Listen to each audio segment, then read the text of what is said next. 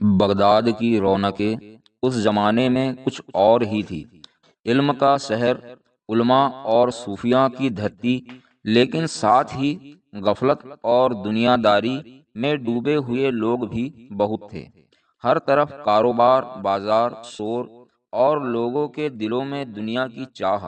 اسی ماحول میں ایک نوجوان عالم، ایک صادق بندہ، شیخ عبد القادر جیلانی رحمۃ اللہ علیہ، اپنی تعلیم مکمل کر کے اپنے دل میں اللہ کا نور لے کر آگے بڑھ رہا تھا۔ اس رات جب بغداد کی مسجد عظیم میں پہلی بار آپ کا بیان ہونا تھا، پورا شہر امید میں تھا۔ آج دیکھنا ہے وہ کون ہے جو کہاں جاتا ہے ولیوں کا سردار بنے گا۔ مسجد کے باہر اور اندر سینکڑوں دیے جل رہے تھے۔ ہوا میں عطر اور گلاب کی خوشبو تھی۔ مسجد کے اندر ہر کونا بھر چکا تھا۔ بزرگ، علماء، طالب علم، امیر اور غریب، سب کی نگاہیں ایک ہی دروازے پر تھی۔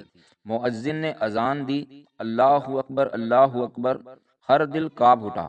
سب سوچ رہے تھے، کیا یہ وہی نوجوان ہے جو جنگلوں میں تنہا عبادت کرتا ہے؟ کیا یہ وہی ہے جسے راتوں کو فرشتے سلام کرتے ہیں؟ جیسے ہی حضرت غوث پاک رحمت اللہ علیہ مسجد میں داخل ہوئے، پورا ماحول بدل گیا۔ لوگوں نے دیکھا کہ آپ کے چہرے سے نور جھلک رہا ہے، آنکھوں میں جھکی ہوئی حیا، ہونٹوں پر ذکر الہی، اور چہرے پر ایسی چمک جیسے چاند اتر آیا ہو۔ آپ نے بسم اللہ کہا اور منبر کی سیڑھیاں چڑھنے لگے۔ پہلی سیڑھی پر پہنچے تو کچھ پل رک گئے، پھر دوسری پر اور پھر تیسری پر۔ ہر سیڑھی پر ایک نورانی چمک محسوس ہو رہی تھی۔ پورا بغداد اس وقت سناٹا بن چکا تھا۔ آپ نے کہا، الحمدللہ رب العالمین والصلاۃ والسلام علی سیدنا محمد۔ آپ کی آواز ایسی تھی کہ دیواریں بھی ذکر میں جھوم اٹھی۔ لوگوں کے دل کانپ گئے، کسی کے آنسو نکل آئے، کسی کا سر جھک گیا۔ آپ نے کہا، اے لوگو، یہ دنیا دھوکے کا گھر ہے۔ یہ جگہ نہیں کہ تم ہمیشہ رہو، یہ جگہ تو امتحان کی ہے۔ جو اس فانی دنیا کو اپنا مقصد بنا لے، وہ اللہ سے دور ہو جاتا ہے۔ آپ کے ہر لفظ کے ساتھ مسجد کا ماحول بدلتا جا رہا تھا۔ ایسا لگتا تھا جیسے ہواؤں میں بھی نور کی لہریں دوڑ رہی ہے۔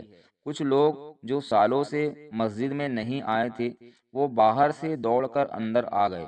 جن کے دلوں پر گناہوں کی دھول جم چکی تھی، وہ رونے لگے۔ علماء ایک دوسرے کی طرف دیکھنے لگے۔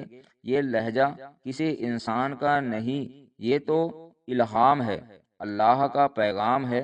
یہ بغداد کے لوگوں میں کوئی دولت مند نہیں، میں کوئی حاکم نہیں، میں بس اللہ کا ایک بندہ ہوں جو تمہیں تمہارے اصلی رب کی طرف بلا رہا ہوں۔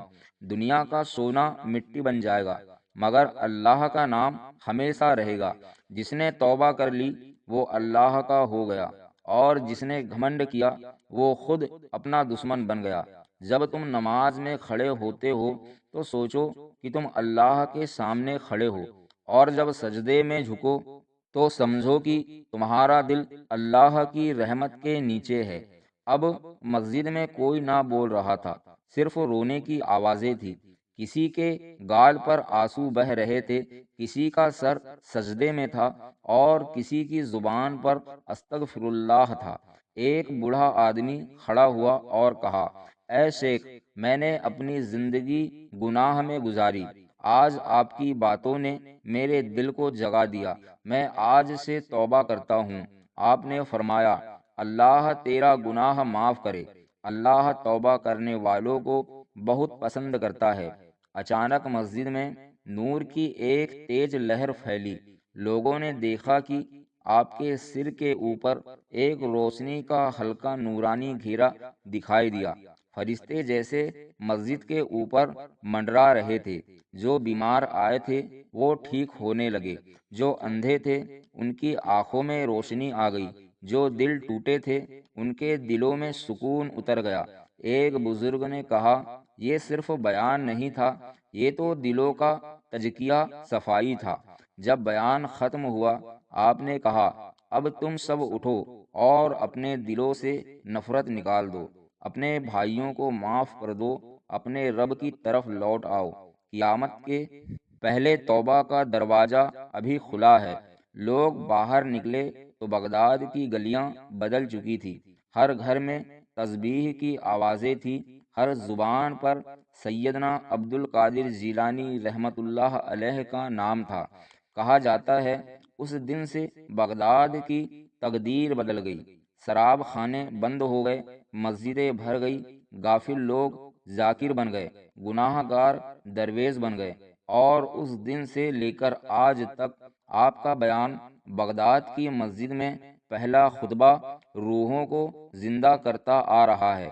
آپ نے اپنی زندگی میں ایک بار کہا تھا، میری آواز اس وقت تک گونجے گی جب تک کہ قیامت نہیں آتی، کیونکہ وہ آواز میری نہیں، اللہ کی دی ہوئی ہے۔ اور سچ میں آج بھی جب کوئی آپ کے مزار پر یا غوث اعظم کہتا ہے تو دل میں وہی نور محسوس ہوتا ہے جو اس دن بغداد کی مسجد میں پھیلا تھا۔